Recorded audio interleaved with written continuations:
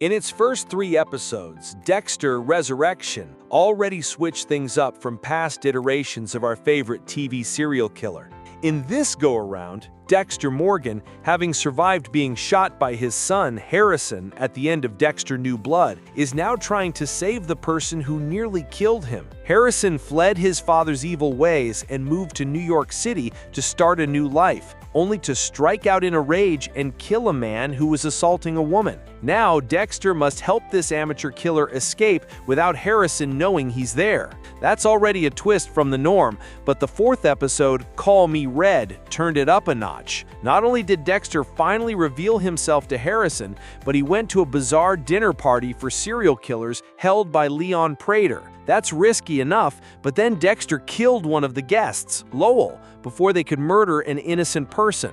What kind of trouble will he and Harrison find themselves in next with episode 5, Murder Horny? Dexter stops Harrison from confessing to murder. The episode begins with Harrison about to walk into the police station to confess to murdering Ryan Foster when Dexter stops him. Understandably, his son is shocked, thinking that shooting his dad in the chest had killed him and all. Dexter has Harrison get into his car and takes him back to his apartment. When accused of stalking, Dexter says, "I care about you." That's big for the guy who used to have no emotions.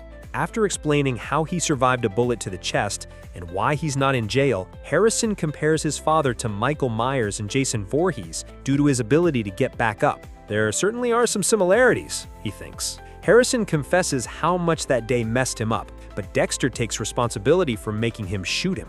He also tells him that he knows all about Ryan Foster. Dexter sees killing as a release, but for poor Harrison, it's a nightmare of guilt he can't escape. He's in so much pain that he carries Ryan's watch with him, but he's driven nearly crazy by its incessant ticking in his head. Dex realizes they're not so similar after all and tries to calm him by saying that you're more than your worst moment. But Harrison asks if that helps when he thinks about his mother, Deb, or Captain La Huerta. Harrison reveals that Batista tracked him down, but that he told the detective nothing. Dexter takes Ryan's watch from him, wanting to carry it for him. He wants to carry the weight of what he caused with that statement. Harrison isn't interested in staying around though, so he bails, and Harry tells Dexter to let him go for now. Moments later, Harrison gets a call from Detective Wallace, returning his call. She wants to see him in person, but he has suddenly changed his mind about wanting to talk. Harrison reluctantly meets with Wallace, and she shows him a newspaper article about how he stopped a school shooting while living in Iron Lake. Maybe Harrison has a hero complex. She also says he's still a suspect, but he's not under arrest yet. This might be the news that pushes him back to his dad. Harrison's rejection sends Dexter into Mia's arms. Dexter is crushed by Harrison's rejection. His son doesn't want him, he has no true friends, and the happy couple making out in the back of his rideshare isn't helping either. That makes him think about Mia, with whom he has a lot in common. The last time he saw her was when he was running out of her apartment instead of having sex with her. But his loneliness leads him to call her and ask her on a date. Who is this Dexter? She agrees, and they have fun bowling together, flirting and opening up about the loneliness of being a serial killer. Prater, who has revealed that he grew up as an orphan in foster care, sits down for an interview with Leslie Stahl, where he's asked about his support for a controversial police organization. He explains that he was saved by police officers when he was in a car accident that killed his parents. Now he's holding a gala on the anniversary of their death. How much of this is genuine, though? And how much is an act to cover for his dark side hobby? Leslie Stahl wants to know who he is, but he only gives her a look of pain. Having a great time together, Mia and Dexter decide to keep the date going later that night. Then she brings up a bombshell. Would he ever consider collaborating on a kill together? Harry warns Dexter about teaming up with a serial killer, reminding his son about what happened to Miguel Prado and Lumen. But Dex disagrees because they weren't real killers like Mia. Harry warns her that she's very sick, especially if she wants to work with the man she thinks is Red, a killer of innocent people. Dexter is excited to perhaps tell her who he really is. Consequences be damned. Harry warns him that he's only seeking out a relationship with Mia because of Harrison's rejection. Mia makes an unexpected confession to Dexter. At work, Harrison gets a call from Dexter, but he still doesn't want to talk. Rejected again, Dexter goes on a wine date with Mia. He starts to say too much about how he grew up in Miami.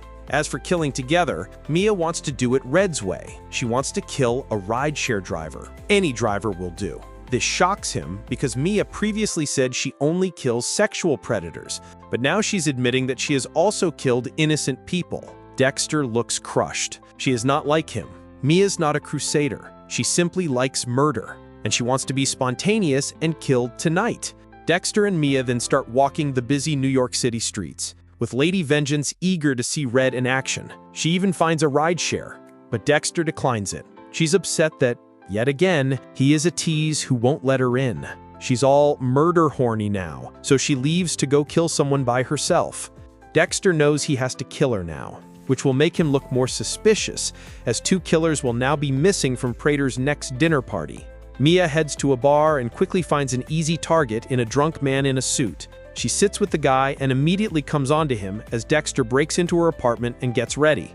Later, Mia brings her next victim home as Dexter watches them kiss outside from afar. When she knocks the guy out with a wine bottle, Dexter calls 911 and pretends to be a scared citizen. As the man comes to, he finds himself tied up in front of a table of weapons. But before she can kill him, the police are breaking down her door and arresting her. Dexter didn't kill Mia himself, but she is dealt with. Better yet, he planted Ryan's watch in her home, so now she will take the fall for his death instead of Harrison. Batista watches a news clip about Ryan Foster's murder being pinned on Lady Vengeance. He's confused, but he knows Dexter was behind this somehow. Meanwhile, Harrison is just as confused to hear the news.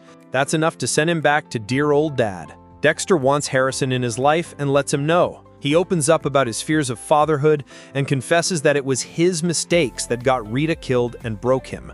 Finally, the truth. He also no longer wants Harrison to be a killer like him. His son has a goodness that he doesn't. Dexter actually apologizes to Harrison and tells him that he needs him.